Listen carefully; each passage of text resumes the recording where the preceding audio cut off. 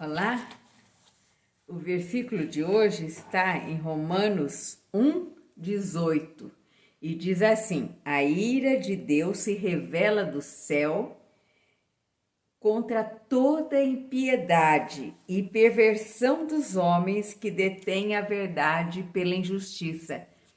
Se você continuar a ler esse capítulo, você vai ver os pecados que as pessoas fazem quando ignoram Deus. É a pergunta que vem: o que lhe vem à mente quando você pensa sobre a ira de Deus? O que você pensa? Como é a ira de Deus? A ira humana, embora exista o que se pode chamar de indignação justa, é na maioria das vezes muito injusta. É uma emoção irracional e incontrolável, contendo muita vaidade, animosidade, malícia e desejo de vingança. Nem deveria ser preciso dizer que a ira de Deus é absolutamente livre de tais ingredientes venenosos. A ira de Deus é quase totalmente diferente da ira humana. Não significa que Deus perca a calma, exalte-se ou que seja alguma vez malicioso, rancoroso ou vingativo. A alternativa à ira não é o amor, mas é neutralidade no conflito moral. E Deus não é neutro. Pelo contrário, a sua ira é a sua hostilidade santa para com o mal, sua recusa em concordar ou fazer acordo com ele. É seu justo juízo sobre o mal. Continuando a ler o texto do capítulo 1, ele vai falar que os homens veem que Deus existe e tudo através da própria humanidade, através do próprio universo.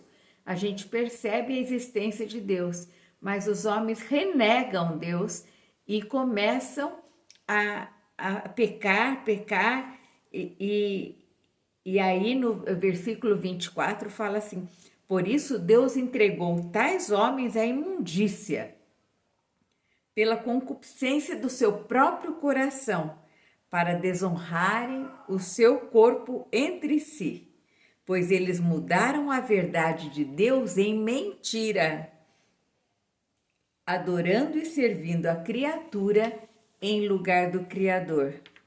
Então a gente vê que o homem, aí ele está falando realmente daqueles que abandonam Deus e vão vivendo o pecado cada vez mais, né? Quando a gente ouve falar da ira de Deus, a gente pensa em trovão, né?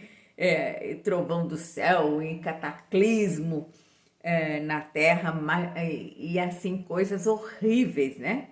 Mas aqui, nesse texto, a gente percebe que a ira de Deus trabalha quieta e invisível para entregar os pecadores a si mesmos. Deus abandona pecadores renitentes no seu egocentrismo voluntário e o processo resultante da degeneração moral e espiritual. Deve ser entendido como um ato de justiça de Deus. Esta é a revelação do céu sobre a ira de Deus. Então, aqueles que rejeitam Deus, Deus os deixa de lado.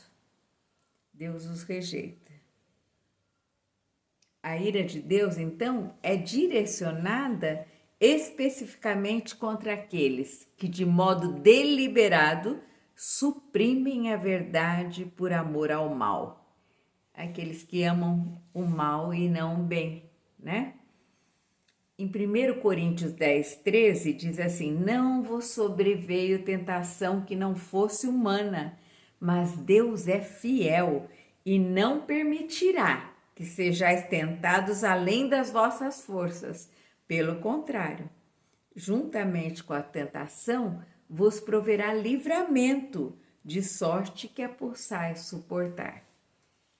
Então, não devemos ficar preocupados, porque Deus dá forças para nós aguentarmos toda a tentação.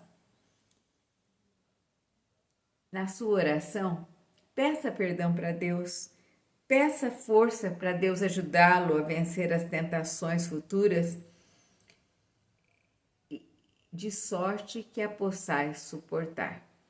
Leia esse texto para ver os pecados e as consequências desse pecado que os homens recebem no seu próprio corpo quando ignoram o que Deus está dizendo e o projeto de Deus para as nossas vidas. Que Deus te abençoe e guarde.